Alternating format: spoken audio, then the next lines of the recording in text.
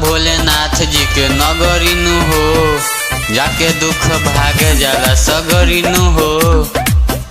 कि बाबा भोलेनाथ जी के नगरी नु हो, जाके दुख भाग जाला सगरी नु हो।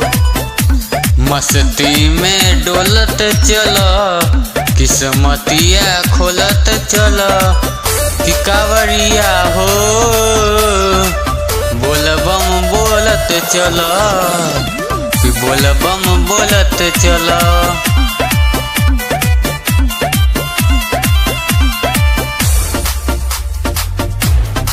कि महिमा होबे निराला,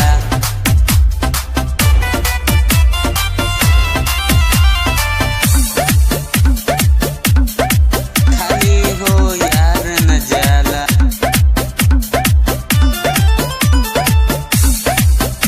कि सावन तो होबे पावन,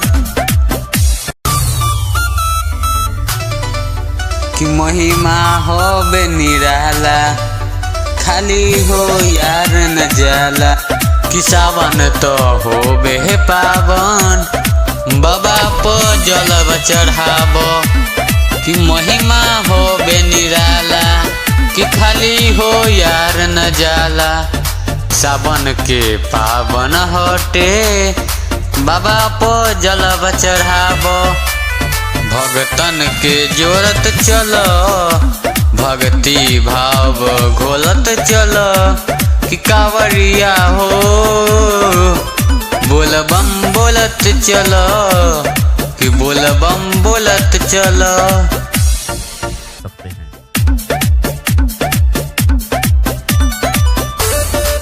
बांधी के गेरुआ पगड़िया,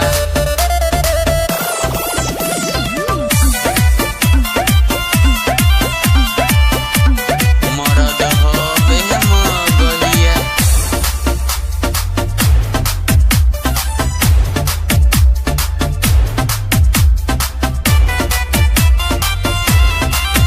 बांधी के गेरुआ पगड़िया, मरद होबे मगहिया। कि बांधी के गेरुआ पगड़िया, मरद होबे मगहिया।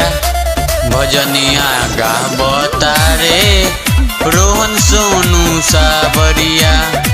मस्ती में डोलत चलो, किस्मतिया खोलत चलो।